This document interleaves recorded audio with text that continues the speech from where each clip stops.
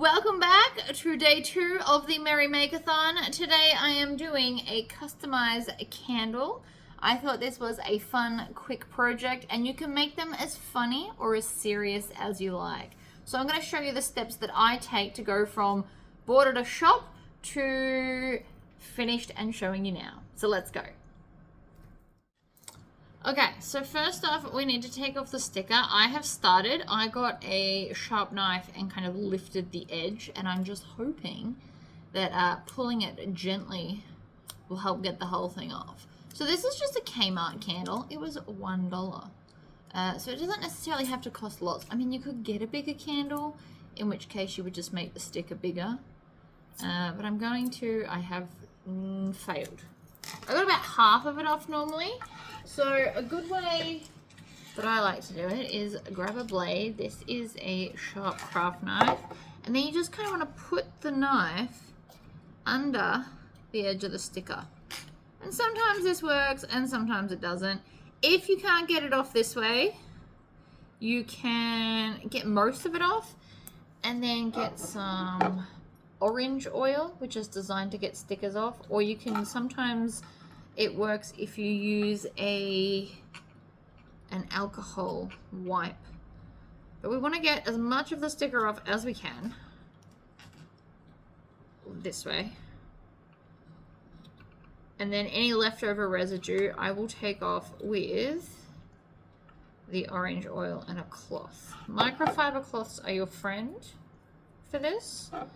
So I've got all of the physical stuff off, but you can see there's still a bit of ick on there. I don't know what else to call it. So let's get a cloth and wipe that off. So this is what they sell in my local supermarket. It's really, really good. So I personally like to just spray it on the corner of a microfiber cloth, and it smells a lot like oranges. And then you just kind of rub it back and forth over the area, and it comes off. I originally had to buy this to get my stickers off my car because they were peeling. Alright, we're nearly there. I've got over half of it off.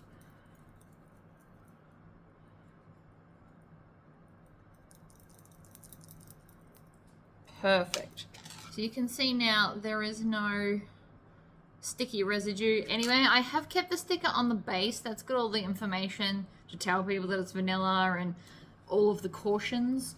You don't have to keep that on, especially if you're gifting this to a friend. If you're going to resell them though, you might want to keep the information sticker on the base. So it is now ready to put our sticker on. Okay, so let's go into Cricut and we're going to type out what we want our candle to say. Each line I do as a separate thing. You can see, you can pick one of the fonts from the Cricut. I use the system ones because they're free, but if you pay a monthly Cricut subscription, absolutely grab those. I want, because this is going to be such a small text, you do want to pick something that looks a little bit chunkier. If they are too small, I did actually have to cut this twice because the first time with the fonts that you're seeing now, it all kind of just came out. So this was too fine for the small size that I was making it. So I do actually have to go back and rechange it, but I'm just showing you the general process, right?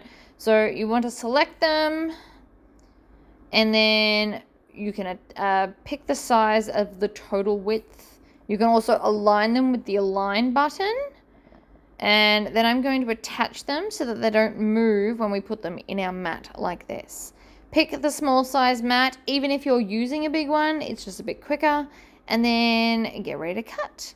I am using the premium vinyl and I'm doing more pressure. It's just a habit. Then we're going to stick our sticker stuff on to our paper mat, basically, because anything heavier and you'll actually get the base stuck to your machine, and then it's just going to cut it all out. I also have some other stuff already cut on this. I'm using up the scrap at the bottom to do this. Alright, so I have here some transfer tape. You can get 2 different kinds that I'm aware of. This one's like a plasticky one. You can also get one that kind of looks like masking tape, but as a big roll of it. Both will work. So what we're going to do is we're going to do what's called reverse weeding, because I love this. So what we're going to do is we're going to take our tape and we're going to put it on top of everything. And then we are going to, again, use this to get it to pick up all the bits. That should be enough. I'm going to flip this over. Ignore that, that's other stuff. And then hopefully it's going to pick up, and I can show you, it's picking up all the bits, which is exactly what I wanted it to do. Well, it missed the R, so we're just going to come back and get it to pick it up. You want to really make sure that the tape is attached to everything. I like to use something to scratch onto it, but you can use whatever you've got.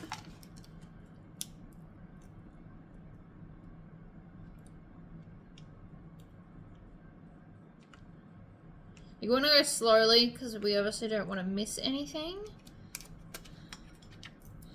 And this is just tricky because it is so small. I don't do a lot of small things because I don't really have the patience, but I do think that this is funny. So it's worth the effort. You just kind of sometimes have to fight it a little bit.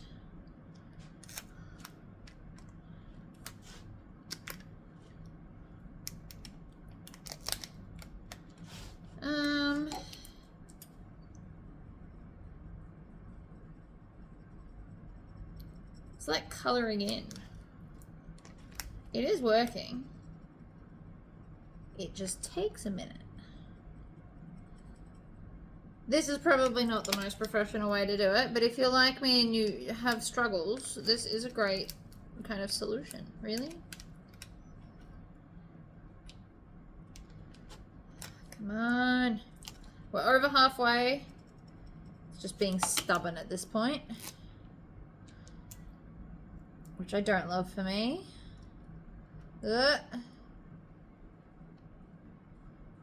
Perfect. Okay, so we got it all. Now we just need to grab a weeding tool. I like my sewing oil for this, and then I'm going to hold it down and I'm going to pick out the bits that aren't staying, and I'm going to stick them to myself because I don't know where my weeding ring is. Some people prefer tweezers for this. You can do either or.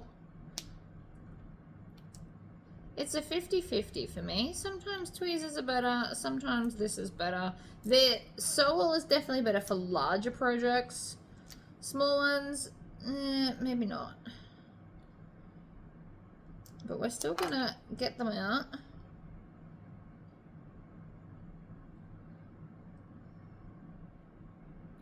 They should just slide out normally. Some are definitely trickier than others.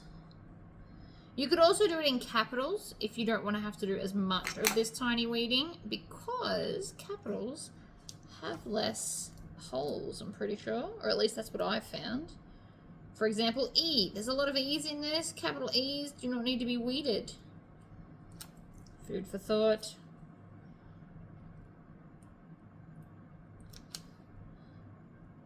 Alright, I think that is all of them.